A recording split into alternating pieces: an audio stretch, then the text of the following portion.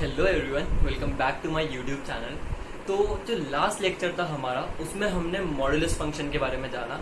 हमने जाना कि मॉडुलस फंक्शन असल में होता क्या है। वो नॉन नेगेटिव वैल्यू हमेशा हमें आउटपुट के तौर पे देता है। हमने उसका ग्राफ काफ़ी अच्छे से रीड करा। हमने देखा कि वो ग्राफ या तो हमेशा एक्स एक्सिस के ऊपर था या वो एक्स एक्सिस को काट रहा था। यानी कि इस चीज से जो हमने एक टोटल कंक्लूजन निकाला लास्ट लेक्चर में, वो ये था कि मॉडुलस फंक्शन जो है वो एक नॉन नेगेटिव फंक्शन है। वो हमेशा हमें कैसी वैल्यू देता है आउटपुट में? वो हमेशा एक नॉन नेगेटिव वैल्यू हमें आउटपुट में देता है। नॉन नेगेटिव वैल्यू से मेरा क्या मतलब है? या तो वो आंसर या जो आउटपुट मॉडुलस फंक्शन देगा वो आउटपुट कैसा होगा? या तो वो आउटपुट पॉजिटिव होगा या वो आउटपुट क्या होगा? जीरो होगा। मैंने आपको पिछले लेक्चर में कहा था कि मॉडुलस फंक्शन की कुछ प्रॉपर्टीज होती हैं जो कि हम आज के लेक्चर में कवर करेंगे। उन प्रॉपर्टीज को हम ग्राफ की मदद से समझेंगे। तो अगर आपके ग्राफ स्ट्रांग नहीं है या फिर आपको ग्राफ के बेसिक्स नहीं पता, ग्राफ को आपको रीड करना नहीं आता कि एक्स एक्सिस के ऊपर है तो आप क्या कंक्लूजन निकालेंगे, एक्स एक्सिस के नीचे है तो आप क्या कंक्लूजन निकालेंगे, तो आप एक बार जो प्लेलिस्ट है मेरी बेसिक्स ऑफ मैथमेटिक्स नाम से, उसको एक बार जाइए, विजिट कीजिए। उसमें मैंने ग्राफ के ऊपर काफ़ी लेक्चर्स बना रखे हैं, मतलब उसमें आपको बेसिक्स काफ़ी अच्छे से क्लियर हो जाएंगे। तो आप एक बार वो लेक्चर जरूर देख लीजिए। एंड मॉडुलस फंक्शन अगर आपको नहीं पता है और आपको उसका ग्राफ बनाना नहीं आता है तो एक बार आप मॉडुलस फंक्शन की जो इससे प्रीवियस वीडियो थी वो भी जरूर देख लीजिए। आज के लेक्चर के साथ शुरुआत करते हैं। एंड हमारा जो आज का टॉपिक है वो है मॉडुलस फंक्शन की प्रॉपर्टीज। देखिए, जो सबसे पहली प्रॉपर्टी मैं आपको बताना चाहूंगा वो मैं आपको एक एग्जांपल की मदद से समझाना चाहूंगा। अगर आपसे कोई पूछे कि mod x is equal to 3, मैंने क्या बोला? अगर आपसे कोई बोले कि mod x is equal to 3, तो x की वो वैल्यू बताओ। मतलब हमें वो इनपुट बताना है जो हम x के जगह पे दें कि ये जो चीज है ये क्या हो जाए? सेटिस्फाई हो जाए। मैंने आपसे क्या बोला? अगर हमें कोई बोले कि मॉड x इक्वल टू 3 है तो x की क्या क्या ऐसी वैल्यूज पॉसिबल है जिनके लिए ये जो चीज है, ये जो दी हुई है हमें कंडीशन, ये क्या हो जाए? सेटिस्फाई हो जाए। हमारा यही काम है निकालना। हम इस चीज को ग्राफ की मदद से अप्रोच करेंगे एंड आप देखेंगे ग्राफ इस चीज को हमारे लिए इस चीज का आंसर निकालने का जो टास्क है ना, उसको बहुत आसान बना देंगे। क्या? ग्राफ्स। मैंने आपको पढ़ाया हुआ है कि अगर आपको ऐसे दिया जाए और आपको बोला जाए सॉल्यूशन निकालो आप फंक्शन के, तो आप क्या करोगे? आपके लिए ये अलग एक ग्राफ है और ये अलग एक ग्राफ है। दोनों को आप y के इक्वल कर दीजिए इंडिविजुअली। तो हमारे पास में एक फंक्शन क्या आ गया है? y equal to mod x, और दूसरा फंक्शन क्या आ गया है? y equal to 3। मैं आपको पहले ही अपने ग्राफ के लेक्चर में पढ़ा चुका हूँ कि y इक्वल टू 3 कोई पॉइंट नहीं, ये एक ग्राफ है। ये ग्राफ क्या है? ये एक x एक्सिस के पैरेलल लाइन है जो कि किस पॉइंट से पास होगी? 0,3 से पास होगी। हम इन दोनों ग्राफ्स को, हमें मॉड का भी ग्राफ आता है बनाना और हमें y इज इक्वल टू 3 का भी ग्राफ आता है बनाना। मैंने आपको दोनों ग्राफ पढ़ाए हुए हैं। तो हम इन दोनों ग्राफ्स को प्लॉट करते हैं। चलिए प्लॉट करके देखते हैं हमें क्या मिलता है। मॉड x का ग्राफ हम सभी ने पिछले लेक्चर में पढ़ा है। वो कैसा होता है? वो ग्राफ ऐसा होता है। ठीक है, तो हम उस ग्राफ को बना देते हैं। हमने मॉड x का ये ग्राफ बना दिया। अब बताइए, ये वाली जो लाइन होती है किसकी लाइन होती है? y is equal to x की लाइन होती है। और ये लाइन किसकी होती है? y is equal to minus x। साथ ही साथ अगर मैं y इज इक्वल टू 3 को प्लॉट करना चाहूँ, अगर मैं y इज इक्वल टू 3 को प्लॉट करना चाहूँ, y इज इक्वल टू 3, अगर यहाँ पे ये पॉइंट 0,3 है, अगर यहाँ पे पॉइंट क्या है? 0,3, y इज इक्वल टू 3 की लाइन क्या होगी? ये होगी नहीं होगी? ये किसका ग्राफ है? ग्राफ है y इज इक्वल टू 3 का। ठीक है, हमसे बोला गया है इस कंडीशन को सेटिस्फाई करने वाली x की वैल्यूज बताओ। यानी कि जब मॉड x और y इक्वल टू 3 ये दोनों ग्राफ क्या हो जाए? इक्वल हो जाए। यानी कि ये दोनों ग्राफ क्या होते हैं? इक्वल वैल्यू दे y एक्सिस पे। तो ऐसे कौन कौन से पॉइंट हैं जहां पर जो mod y is equal to mod x का ग्राफ है और y इज इक्वल टू 3 का ग्राफ है, वो दोनों इक्वल आउटपुट दे रहे हैं? तो वो पॉइंट कौन से हैं? मैंने आपको पढ़ाया हुआ है ग्राफ लेक्चर में। जिन पॉइंट्स पे दो ग्राफ आपस में एक दूसरे को काटे, जिन पॉइंट्स पे दो ग्राफ्स आपस में एक दूसरे को काटे, उन पॉइंट्स पे वो ग्राफ सेम वैल्यू देते हैं आउटपुट में। क्या देते हैं? सेम वैल्यू देते हैं आउटपुट में। यानी कि ये वो दो पॉइंट्स हैं जहां पर मॉड x का ग्राफ और y इज इक्वल टू 3 का ग्राफ जो है वो क्या है? इक्वल है। अगर मैं इन पॉइंट्स को x एक्सिस पे देखूं, अगर मैं इन पॉइंट्स को x एक्सिस पे देखूं तो ये पॉइंट्स क्या आएंगे? -3 और +3। क्या आएंगे? -3 और +3। आप इस चीज को एक और तरीके से निकाल सकते हैं। वो कैसे? ये जो लाइन है ये किसकी लाइन है? ये लाइन है y is equal to minus x की। हमें y पर वैल्यू क्या मिल रही है? हमें y पर वैल्यू मिल रही है 3, यानी कि y की वैल्यू 3। तो x की वैल्यू क्या आ गई, -3। ये लाइन किसकी है, ये लाइन है y is equal to x की। हमें y पर वैल्यू क्या मिल रही है, 3, तो x की वैल्यू क्या आ गई हमारे पास में 3। यानी कि x पे वो दो पॉइंट्स, x की वो दो वैल्यूज जहां पर ये जो चीज है ये क्या हो जाएगी, सेटिस्फाई हो जाएगी, जहां पर मॉड x का ग्राफ किसके इक्वल हो जाएगा, 3 के इक्वल हो जाएगा। वो तो वैल्यूज क्या है x की, x is equal to 3 and x is equal to -3। यानी कि अगर आपसे कोई पूछे कि मॉड x इक्वल टू 3 है तो x की वैल्यूज क्या होंगी, तो आप बोलोगे कि x की वैल्यूज है +-3। क्या ये चीज आपको क्लियर हुई? हमने ग्राफ की मदद से ये चीज बहुत आसानी से समझी। मैं एक बार आपको फिर से बताता हूँ। मेरे को किसी ने ये चीज दे रखी थी, क्या, मॉड x इक्वल टू 3, ठीक है। मैंने आपको समझा रखा है कि अगर आपको इस तरह का दिया जाए फंक्शन का सोल्यूशन निकालना हो आपको, तो आप क्या करोगे, आप दोनों LHS और RHS के ग्राफ्स बना लोगे और आप देख लोगे कि कितनी जगह पे वो दोनों ग्राफ्स एक दूसरे को काटते हैं। वो जितनी जगह पे एक दूसरे को काट रहे होंगे उतने ही उनके सॉल्यूशंस होंगे, ठीक है। तो हमने क्या करा, मॉड x को एक ग्राफ मान लिया, एक फंक्शन मान लिया, और 3 को एक फंक्शन मान लिया। y is equal to mod x और y इज इक्वल टू 3। हमें इन दोनों के ही ग्राफ्स बनाने आते हैं। हमने कहा ठीक है, तो हम इनको एक ही ग्राफ पे प्लॉट कर देते हैं। तो हमने y is equal to mod x का ग्राफ बनाया और y इज इक्वल टू 3 का ग्राफ बनाया, ठीक है। हमने देखा कि ये जो दोनों ग्राफ्स हैं ये एक दूसरे को कितने पॉइंट्स पे काट रहे हैं। ये जितने पॉइंट्स पे एक दूसरे को काट रहे होंगे उतने इनके नंबर ऑफ सॉल्यूशंस होंगे। तो हमने कहा ये जो दोनों ग्राफ्स हैं ये एक दूसरे को कितने पॉइंट्स पे काट रहे हैं, 1 और 2। ये एक दूसरे को 2 पॉइंट्स पे काट रहे हैं, यानी कि इन दोनों के कितने सॉल्यूशंस हैं, 2 सॉल्यूशंस हैं, ठीक है। साथ ही साथ हमने कहा हमें वो x की वैल्यूज भी निकालनी है जिन पर ये एक दूसरे को क्या कर रहे हैं, कट कर रहे हैं। तो हमें पता है मॉड x के ग्राफ में ये वाली जो लाइन है ये लाइन किसकी होती है, y is equal to -x की ये लाइन होती है। और हमें पता है y में हमें आउटपुट क्या मिल रहा है, इस पॉइंट पे हमें आउटपुट मिल रहा है 3, यानी कि y की वैल्यू क्या है 3, तो x की वैल्यू क्या आ गई -3। इसी तरीके से हमने इस वाली लाइन की इक्वेशन हमें पता है, ये लाइन क्या होती है मॉड x के ग्राफ में, y is equal to x होती है। तो हमने इसकी मदद से भी x की वैल्यू निकाली और x की वैल्यू क्या आई 3। इससे हमने क्या कंक्लूजन निकाला कि मॉड x बराबर होगा 3 के, कब, जब x की वैल्यू होगी +-3। और यहां से निकल के आती है आपकी मॉड की सबसे पहली प्रॉपर्टी, जो कि बहुत ही इंपॉर्टेंट है आपके लिए समझना और याद रखना। प्रॉपर्टी है कि मॉड x अगर बराबर है a के, मॉड x अगर बराबर है a के, तो x बराबर होगा +-1। तो x बराबर होगा +-1 के। बहुत ही इंपॉर्टेंट प्रॉपर्टी है मॉड की, आपके लिए याद रखना, समझना ये कैसे है, क्यों है, बहुत जरूरी है। अब मैं आपको एक चीज बोल रहा हूँ, ये आपके अभी नहीं 11, 12 दोनों साल काम आएंगी। इस चीज को गांठ बांध लीजिए, वो ये x को x मत रहने दीजिए। मतलब कि मैं आपको क्या कहना चाह रहा हूँ कि यहाँ पर x की जगह पे कुछ भी हो सकता है। x की जगह पे कोई एक और फंक्शन हो सकता है, कोई भी चीज हो सकती है, लॉग हो सकता है, ग्रेटेस्ट इंटीजर हो सकता है, कोई इक्वेशन हो सकती है, कोई क्वाड्रेटिक हो सकती है। x की जगह पे कोई भी चीज हो सकती है, आप इसको x मत मान के चलो। आपके लिए ये जो चीज है ना अंदर, ये हमेशा कुछ भी रहेगी। क्या रहेगी ये हमेशा? कुछ भी। इसको मेरे कहने से एक बार आप आगे आने वाले अपने दोनों सालों के लिए आप इस फॉर्मूले को आप कैसे याद रखो कि मॉड ऑफ कुछ भी अगर a के इक्वल है तो कुछ भी किसके इक्वल होगा? +-1 के। आप इस प्रॉपर्टी को इस तरीके से याद रखो। एंड आपको ये जो चीज मैंने बताई है ना, इसकी मदद आपको बहुत जल्द समझ आना चालू हो जाएगी और आपको समझ आ जाएगा कि मैंने ये चीज क्यों आपको इतनी स्टार्टिंग में बता दी। एंड ट्रस्ट में ये चीज आपके बहुत काम आने वाली है। तो इसको आप मान लीजिए, आप x को x के नजरिए से मत देखिए, आप ऐसा समझिए कि मॉड के अंदर जो भी चीज होगी अगर वो a के इक्वल है तो वो वही चीज +-1 के इक्वल होगी जब मॉड हटेगा। तो आप इस प्रॉपर्टी को ऐसे याद रखिए, आपके बहुत काम आने वाली है। इस प्रॉपर्टी को पूरे अच्छी तरीके से नोट करिए, ग्राफ समझाइए अपने आप को, सारी चीजें लिखिए कि जितनी जगह पे काटती है उतने नंबर ऑफ सॉल्यूशंस होते हैं। फिर हमें x की वैल्यूज भी निकालनी थी, तो हमने इक्वेशन पता थी, हमने उस तरीके से ये वैल्यूज निकाल ली और हमारी ये प्रॉपर्टी ड्राइव हो गई। और ये प्रॉपर्टी हमें ऐसे नहीं, हमें प्रॉपर्टी ऐसे याद रखनी है। इस चीज को नोट करिए, फिर हम नेक्स्ट प्रॉपर्टी पे मूव करते हैं।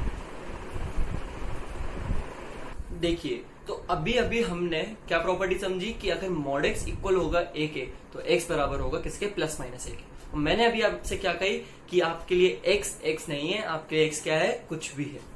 उसी को एक आपके लिए उसके लिए उसका एक एग्जांपल दिखाने के लिए मैं आपको एक क्वेश्चन दे रहा हूं। इस क्वेश्चन को देखिए, क्या यहाँ पे आपको x दिया है? नहीं, आपको यहाँ पे कुछ भी दे सकते हैं। यहाँ पे मैंने एक इक्वेशन डाल रखी है, अभी आपको हो सकता है कोई फंक्शन दे दें, कुछ भी दे सकते हैं वो आपको यहाँ पे। तो आप इसको हमेशा ऐसा मान के चलिए कि यहाँ पे कुछ भी होगा और उस कुछ भी की वैल्यू प्लस माइनस एक इक्वल होती है। तो देखिए इस वक्त आपके लिए जो पूरी चीज है इसका मॉड बराबर है किसके? 5 के। तो जब ये मॉड हटेगा तो यही पूरी चीज 3x प्लस 1/2 किसके इक्वल हो जाएगी? प्लस माइनस 5 के। किसके इक्वल हो जाएगी? प्लस माइनस 5 के। अब ये दो अलग अलग इक्वेशंस हैं, एक बार प्लस 5 के साथ सॉल्व कर लेते हैं, एक बार माइनस 5 के साथ सॉल्व कर लेते हैं, देख लेते हैं क्या आंसर आता है। ठीक है, तो 3x प्लस 1/2 इक्वल टू 5। ठीक है, 2 उधर गया, 10 हुआ, 10 में से 1 गया, 9 हुआ, x से 3 से डिवाइड हुआ, x की वैल्यू क्या आ गई? 3। ठीक है, अगर आपको कैलकुलेशन समझ नहीं आई है तो आराम से करके देखिए। एंड आपको ये स्पीड बनानी पड़ेगी। 11-12 में आप आ चुके हैं, आपको ये बेसिक कैलकुलेशन फटाफट करना आना चाहिए। ठीक है, 3x plus 1/2 is equal to minus 5। 5 2 10, negative 10 हुआ, यहाँ से -1 और गया, -11, 3 डिनोमिनेटर में गया, x की क्या वैल्यू आ गई? -11/3। तो x की दो वैल्यूज जो इस इक्वेशन को सेटिस्फाई करेंगी वो कौन सी दो वैल्यूज हैं? x equal to 3 and x equal to -11/3। पर यहाँ पे एक खास बात क्या थी? खास बात ये क्वेश्चन सॉल्व करना नहीं था, खास बात ये थी कि आप इसको कुछ भी महसूस कर पाए, आप इसको समझे कि ये चीज जो भी है अंदर मॉड के, हमें नहीं पता क्या है, पर ये चीज अगर इस तरीके से लिखी हुई है तो ये पूरी चीज बराबर हुई किसके? प्लस माइनस a के। हमें तो सीधी सीधी प्रॉपर्टी पता है, मॉड ऑफ कुछ भी अगर बराबर है a के तो कुछ भी बराबर हो जाएगा किसके? प्लस माइनस a के। ये आपके लिए याद रखने वाली चीज। इस क्वेश्चन को नोट कीजिए एंड फिर हम नेक्स्ट प्रॉपर्टी पे मूव करते हैं। तो मॉड की हमारी एक प्रॉपर्टी समझने के बाद जब हम बाकी उसकी दो प्रॉपर्टी समझें, उससे पहले हमारे लिए एक कॉन्सेप्ट समझना जरूरी है। वो कॉन्सेप्ट है दो फंक्शंस को कंपेयर करने का। उसके लिए मैंने ये दो एग्जांपल्स आपके लिए ड्रॉ करे। हम एक एक करके दोनों पे मूव करेंगे एंड समझेंगे कि हम दो फंक्शंस को कैसे कंपेयर करते हैं। ठीक है, इससे शुरू करते हैं। मैंने कहा ये जो ब्लू वाली लाइन से मैंने बनाया ना, ये कोई फंक्शन है fx। फंक्शन क्या है? fx है और ये उसका ग्राफ है। ठीक है, और ये जो रेड वाली लाइन से बनाया ना, ये किसी gx फंक्शन का क्या है? ग्राफ है। क्लियर है ये चीज? बहुत बढ़िया। मैं आपसे कह रहा हूं आप ग्राफ पे चलना चालू करिए, x की वैल्यूज डालना चालू करिए। तो जब x की वैल्यूज a से b के बीच में है, जब x की वैल्यूज, मैं क्या कह रहा हूं, a से b के बीच में है, तो कौन सा ग्राफ ऊपर है? मैं क्या कह रहा हूं, जब x की वैल्यूज a से b के बीच में है तो कौन सा ग्राफ आपको ऊपर दिख रहा है? तो हमें क्लियरली दिख रहा है जो ब्लू वाला ग्राफ है, यानी कि fx का जो ग्राफ है वो क्या है? ऊपर है किसके? gx के ग्राफ के। यानी कि a से b के बीच में जब हम चल रहे हैं तब fx का ग्राफ जो हमें आउटपुट दे रहा है वो आउटपुट ज्यादा है किससे? gx के ग्राफ से। यानी कि जब x की वैल्यू a से b के बीच में है तब fx बड़ा है किससे? gx से। तब fx क्या है? बड़ा है gx से। आप इस चीज को ऐसे ही समझ सकते हैं। मैंने कोई भी एक रैंडम x की वैल्यू ली, मान लीजिए मैंने ये x की वैल्यू ली a से b के बीच में। अब इस बीच में अगर दोनों ग्राफ्स की वैल्यू देखेंगे तो fx क्या वैल्यू दे रहा है? fx ये वैल्यू दे रहा है और gx क्या वैल्यू दे रहा है? gx ये वैल्यू दे रहा है। हमें ऑटोमेटिकली दिख रहा है कि fx की जो वैल्यू है वो क्या है? ज्यादा है किससे?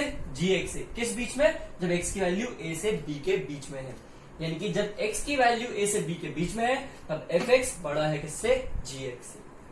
हम b से c के बीच में चलना चालू करते हैं। तो b से c के बीच में जब हम चल रहे हैं तो कौन सा ग्राफ है, कौन सा फंक्शन है, कौन सा फंक्शन का ग्राफ है जिसकी छत ऊपर है? तो हमें दिख रहा है कि अभी भी ब्लू वाला जो ग्राफ है वो कहाँ है? ऊपर है किससे? रेड वाले ग्राफ से। यानी कि fx जो है वो अब भी ज्यादा वैल्यू दे रहा है किससे? gx वाले ग्राफ से, gx वाले फंक्शन से। यानी कि जब x की वैल्यू b से c के बीच में है तब भी कौन? यही सेम केस है, यानी कि fx बड़ा है किससे? gx से। लेकिन जब हम C से D के बीच में चलते हैं, जब x की वैल्यू हम C से D के बीच की इनपुट में देते हैं, तब देखिए तो रेड वाला ग्राफ क्या है, ऊपर है किससे, ब्लू वाले ग्राफ से। यानी कि gx वाले ग्राफ की जो छत है, gx वाला फंक्शन जो है उसकी छत क्या है, ऊपर है किससे, fx वाले फंक्शन से। मतलब इसका आउटपुट किससे ज्यादा है, fx से। किस बीच में, जब x की वैल्यू C से D के बीच में है। यानी कि हम तीसरा कंक्लूजन क्या निकाल सकते हैं, जब x की वैल्यू C से D के बीच में है, तब gx का ग्राफ बड़ा है किससे, gx बड़ा है किससे, fx से। कि ये तीनों चीजें आपको क्लियर हुई, बहुत अच्छी बात। देखिए साथ ही साथ ये जो पॉइंट्स है, 4 पॉइंट्स हैं, A, B, C और D, इन चारों पॉइंट्स पे fx का ग्राफ और gx का ग्राफ एक दूसरे को क्या कर रहे हैं, टच कर रहे हैं। एक दूसरे को क्या कर रहे हैं, टच कर रहे हैं। मैंने आपको बताया है कि जिन पॉइंट्स पे दो ग्राफ एक दूसरे को टच करें या कट करें, उन पॉइंट्स पे उनके क्या होता है, सेम आउटपुट होता है। उन पॉइंट्स पे वो दोनों ग्राफ क्या देते हैं, सेम वैल्यू देते हैं। तो मैं कह सकता हूं कि जब x की वैल्यू क्या है, या तो a है या b है या c है या d है, उन पॉइंट्स पे fx बराबर है किसके, gx के। fx बराबर है किसके, gx के। ये चीज आपको समझ आनी चाहिए। ये ग्राफ्स को मैंने कैसे कंपेयर करा है, दो फंक्शंस को मैंने कैसे कंपेयर करा है, ये चीज आपको आना चाहिए। उनके ग्राफ से हम कैसे चीजों को इंटरप्रेट करते हैं, कैसे चीजों को समझते हैं, आपको ये समझना बहुत जरूरी है। मैं एक बार फिर से आपके लिए रिपीट कर रहा हूं। जब a से बीच की हम x की वैल्यू दे रहे हैं, इनपुट में x की वैल्यू क्या है, a से b के बीच की है, तो fx का ग्राफ ऊपर है किससे, gx के ग्राफ से। तो a से b के बीच में जब x की वैल्यू है तो fx बड़ा है किससे, gx से। सेम b से c के बीच में, b से c के बीच में भी fx बड़ा है किससे, gx से। लेकिन जब c से d के बीच में चल रहे हैं तो कौन बड़ा है, gx बड़ा है। किसकी छत ऊपर है, gx की छत ऊपर है। तो gx बड़ा है fx से। कब, जब x की वैल्यू c से d के बीच में। साथ ही साथ a, b, c और d, इन 4 पॉइंट्स पे fx और gx एक दूसरे को क्या कर रहे हैं, या तो कट कर रहे हैं या टच कर रहे हैं। यानी कि इन 4 पॉइंट्स पे fx बराबर है किसके, gx के। क्योंकि इन 4 पॉइंट्स पे ये दोनों ग्राफ सेम आउटपुट दे रहे हैं, y एक्सिस पे इनकी वैल्यू क्या है, सेम है। इस ग्राफ को अच्छे से समझिए, और अगर आपको ये चीज नहीं समझ आई तो एक बार वापस से वीडियो में पीछे जाके इस चीज को देखिए। अब ये क्वेश्चन 2 मिनट पहले वीडियो पॉज करिए, खुद इसके सारी कंडीशंस लिखिए, एंड फिर मैं अब इसको सॉल्व करने जा रहा हूँ। आप इसको खुद से एक बार जरूर ट्राई करिए, देखिए आपसे अटेम्प्ट हो रहा है नहीं हो रहा है, आपको समझ आई या नहीं आई, ये चीज खुद का टेस्ट जरूर लीजिएगा। ठीक है, अब मैं इसको सॉल्व करने जा रहा हूँ। देखिए a से b के बीच में, a से b के बीच में ये फंक्शन मैं बोल रहा हूँ, ब्लू वाला क्या है, fx है, और दूसरा रेड वाला क्या है, gx है। ठीक है,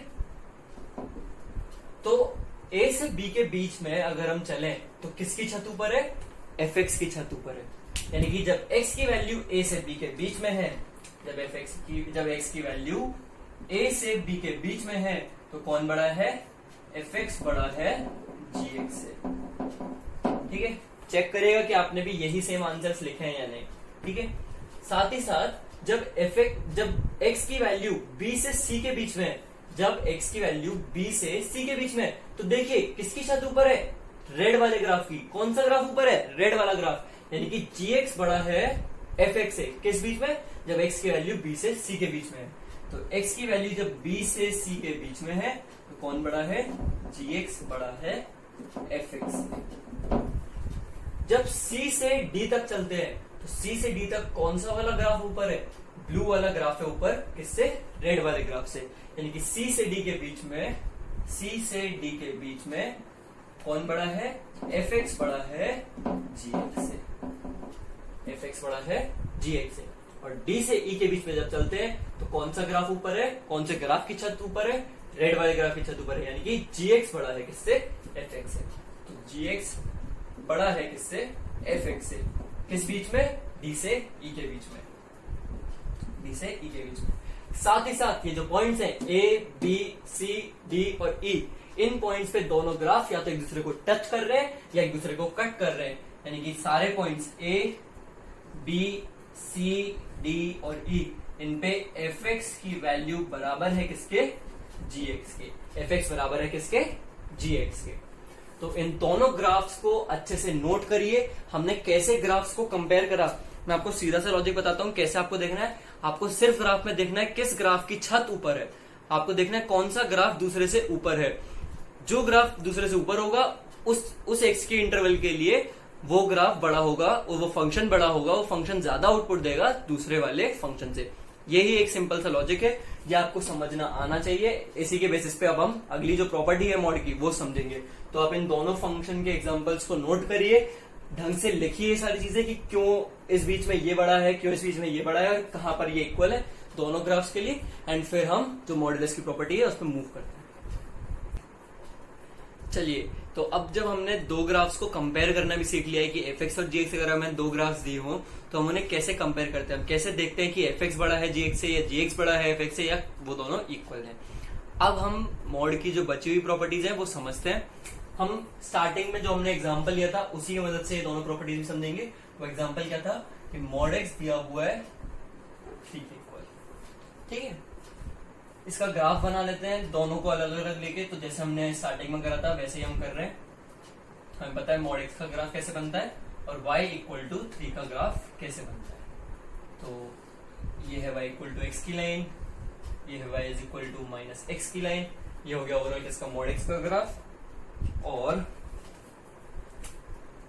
अगर ये पॉइंट 0,3 है तो ये जो ग्राफ हो गया ये हो गया किसका, y इज इक्वल टू 3 का। क्लियर है ये चीज? मैं लिख देता हूं ये किस किस के ग्राफ्स हैं। तो ये ग्राफ है मॉड एक्स का, y is equal to mod x का, और ये वाला जो ग्राफ है ये किसका है, y इज इक्वल टू 3। ठीक है, तो हमारे पास इसमें दो फंक्शन आ गए हैं, एक है y is equal to mod x और एक है y इज इक्वल टू 3। हमसे जो क्वेश्चन पूछा गया है ना वो ये नहीं पूछा गया है कि वो x की वैल्यू बताओ जिसके लिए मॉड एक्स बराबर हो 3 के। हमसे जो चीज पूछी गई है वो ये है कि वो x की वैल्यू बताओ जिसके लिए मॉड x बड़ा हो किससे, 3 से। समझ आई ये चीज? मैंने क्या बोला, हमसे अब कौन सी x की वैल्यू पूछी गई है, हमसे बोला गया वो x की वैल्यूज बताओ जिनके लिए मॉड x जो है वो बड़ा हो किससे, 3 से। तो सीधा सा लॉजिक है, हमारे पास में दो फंक्शन है, एक है y is equal to mod x और एक है y इज इक्वल टू 3।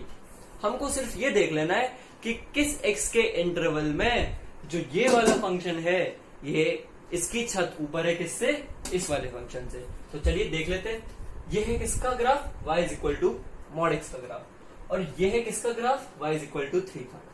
अगर हम चलना चालू करें x में माइनस इनफाइनाइट से, तो जब हम यहां से चल रहे हैं तो अब देखो, और मैं एक बार ये वाली वैल्यूज भी हमें पता है, ये x की क्या वैल्यूज है, ये x की वैल्यू है -3 और ये x की वैल्यू क्या है, 3। ठीक है, हमने जब माइनस इनफाइनाइट से -3 तक हम चले तो हमें क्लियरली दिख रहा है कि मॉड x का जो ग्राफ है वो क्या है, ऊपर है किसके, y इज इक्वल टू 3 के ग्राफ के। यानी कि मॉड x के ग्राफ की जो छत है वो क्या है, ऊपर है किसके, y इज इक्वल टू 3 के ग्राफ के। यानी कि जब x की वैल्यू माइनस इनफाइनाइट से -3 के बीच में, मैं क्या कह रहा हूं, जब x की वैल्यू माइनस इनफाइनाइट से -3 के बीच में है तब जो मॉड x का ग्राफ है वो क्या है, बड़ा है किससे, y इज इक्वल टू 3 के ग्राफ से। साथ ही साथ जब 3 से इनफाइनाइट तक हम चलते हैं, जब 3 से इनफाइनाइट तक हम जा रहे हैं तो आपको क्लियरली दिख रहा है जो ब्लू वाला ग्राफ है वो क्या है, ऊपर है किसके, रेड वाले ग्राफ के। यानी कि मॉड x के ग्राफ की जो छत है वो क्या है, ऊंची है किससे, y इज इक्वल टू 3 के ग्राफ की छत से।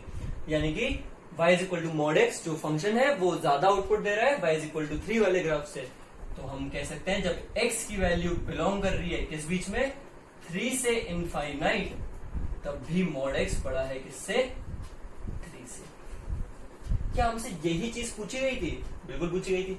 इसको, ये जो दोनों आंसर्स हैं जो हमारे x बिलोंग के, इनको हम ऐसे नहीं लिख सकते। आप खुद ही सोचिए, जितनी भी सारी वैल्यूज है, क्या ये सारी वैल्यूज -3 से छोटी नहीं है?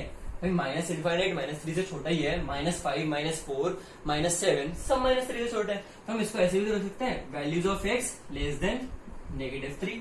साथ ही साथ ये जो वैल्यूज है, क्या ये सारी वैल्यूज 3 से बड़ी है? बिल्कुल बड़ी है। 4, 5, 6, 7 से लेकर इनफाइनाइट तक जितनी वैल्यूज है वो क्या है, बड़ी है किससे, 3 से।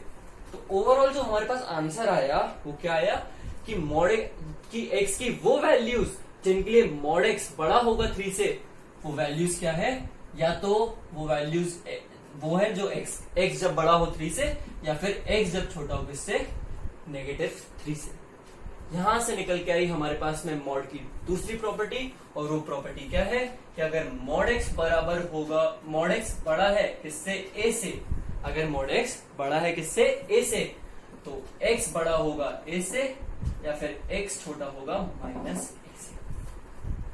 क्लियर है ये चीज? ये है हमारे पास में मॉड की दूसरी प्रॉपर्टी। बहुत ही इंपॉर्टेंट है आपके लिए इसे समझना कि ये क्यों है और ऐसी क्यों है, ये आपके लिए बहुत जरूरी है। और मैंने आपको पहले बता दिया, यहाँ पे हमारे लिए सिर्फ x लिखने भर के लिए, वरना हमारे लिए ये चीज क्या है, कुछ भी। ठीक है, देखिए मैं आपको एक बार फिर से ये वाली चीज जो प्रॉपर्टी है फिर समझाता हूँ। हमने क्या कहा कि मॉड x का ग्राफ हमें पता है ये है, y = 3 का ग्राफ ये है। हमसे बोला गया x की वो वैल्यूज बताओ जिनके लिए मॉड x जो है वो बड़ा हो किससे, 3 से। हमने कहा ठीक है, हम देख लेंगे, हमारे लिए बहुत आसान है। हम सिर्फ ये देख लेंगे किस x के इंटरवल के लिए जो मॉड x का ग्राफ है उसकी छत क्या है, ऊपर है किससे, y = 3 के ग्राफ से। हमने कहा देख लेते हैं। तो हमने देखा -∞ से -3 के बीच में जो मॉड x की छत है वो क्या है, ऊपर है किससे, y = 3 के ग्राफ से। तो हमने कह दिया कि जब x की वैल्यू -∞ से -3 के बीच में, या फिर x की वैल्यू क्या है, छोटी है -3 से, तब मॉड x क्या है, बड़ा है 3 से।